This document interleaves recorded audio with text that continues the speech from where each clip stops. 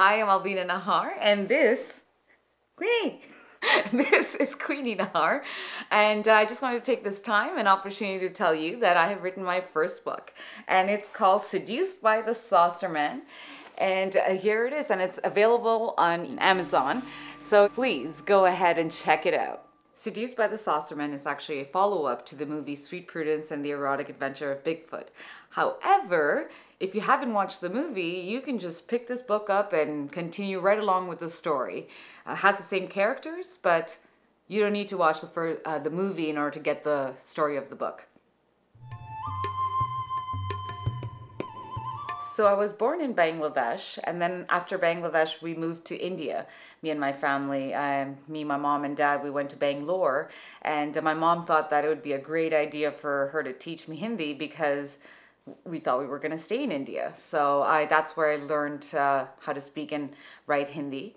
After we lived in Bangalore for a few years, we actually moved to Dubai and Abu Dhabi, which is in the United Arab Emirates. And then from UAE, we moved to Canada when I was about 16 years old.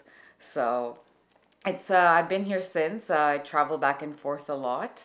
However, in my travels, I got to learn all these different languages, and now here I am. I can speak Hindi, Bengali, Urdu, which is fantastic.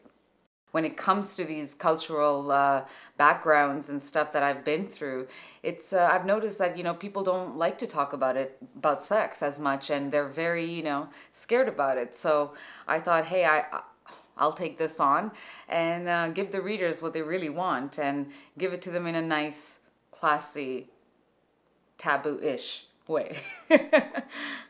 One of the other fun things I did was to participate in Miss Universe Canada in 2005.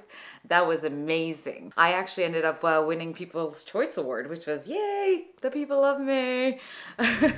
He watched you perform? Yes. And then after? He was very excited. So in my acting career, I had first started with a TV series called Lingerie, and then we did Sweet Prudence and the Erotic Adventure of Bigfoot. Now both these films were very erotic and lots of sex stuff in it. However, it was not pornographic. And when I was on set to film Lingerie for the first time, I was terrified. I had no idea what I'm doing. I don't know how to film sex scenes.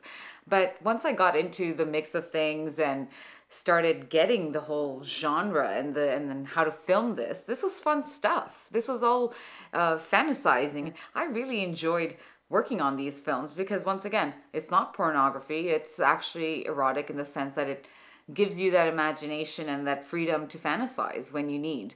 And that's what I brought into these books. And I hope you see that when you read the book.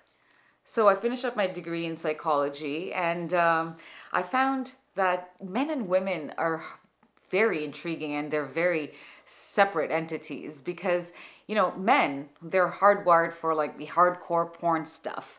Whereas women, we're all about the sensual senses, passionate love, and intricate ideas.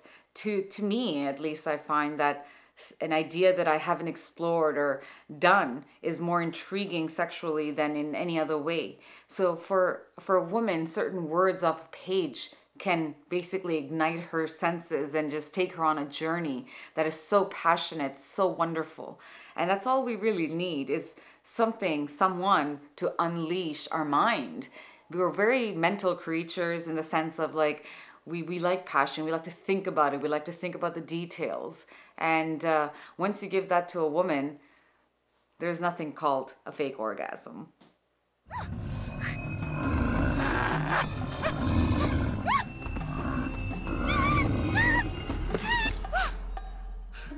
Great, I'm supposed to be protecting my friend, and she gets abducted by a horny monster!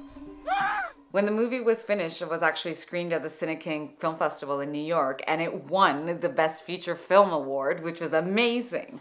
So Angie Bates and we attended, we had a ton of fun, and the most interesting part about it was women. They actually came up to us and told us how much they enjoyed the movie and its sense of fun. It was interesting to see how much women really liked the movie, and they were giving us so many ideas and saying, oh, wouldn't it be fun if they went on this sort of adventure, the girls.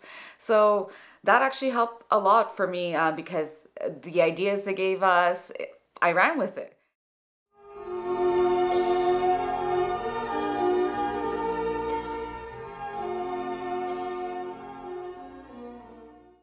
So once the movie was over, I actually discovered that the director had written a blog on Bigfoot erotica, which I didn't even know there was a demand for it out there, which was interesting enough because I started doing research, and next thing you know, there's aliens, paranormal, like Bigfoot, everything, and it was all written for women by women. So I thought, hey, let's dive into this and check this out. Me and the cast and director Bill, we went out for drinks once, and I was telling him, hey, why don't you write a book? Well, then he says, why don't you write a book?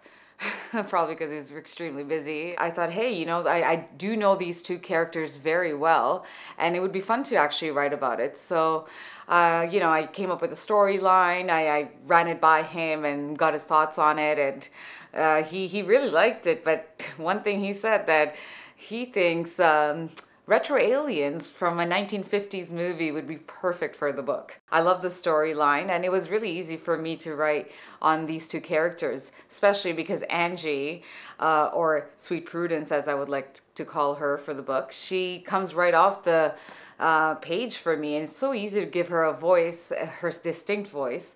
Well, I studied all the reports of Bigfoot in the vicinity, and then I studied all the other reports of what could have been bears, but maybe weren't, and correlated them all to the area where the two girls sighted the creature. They all converged right here. Oh crap. Anyway. She's just such a fun character, and being good friends with her and working with her in a couple projects has really helped me find her voice and give her and Veruca, the character I play in the movie, a great personality. The original movie was very funny, and I really liked the humor in it. So when it came to the book, what I thought is making it funny, obviously, because to stay in line with the movie, but I actually kept the humor out of the sex. So the sex is just sex when it comes to that. So this way, once again, going back to the whole imagination and fantasizing thing. So when you were reading just about the sex, it's great. It's about sex, and you just let your mind run free and have fun with it. The only time I did actually mix the sex and the fun stuff together was the alien sex scene. That was just so absurd that, I mean, how could I not mix the two? When it comes to erotic books, you know, usually it's very pigeonholed into one theme, one kind of fiction, whether it's big, beautiful women or billionaires or aliens. But when it came to Seduced by the Saucermen, I thought, why not give the readers a whole slew of things, a bunch of stuff? So I didn't just limit it to like one little niche. I actually explored and gave the readers more to read, which is 90 pages, which makes the book pretty much a novella. But, you know, you'll find lots of interesting stuff in it. There's girls on girls, girls and guys, girls and aliens, aliens and Bigfoot, and there's everything in there. So for any type of reader you are, there'll be some fun stuff in there for you. Oh my God.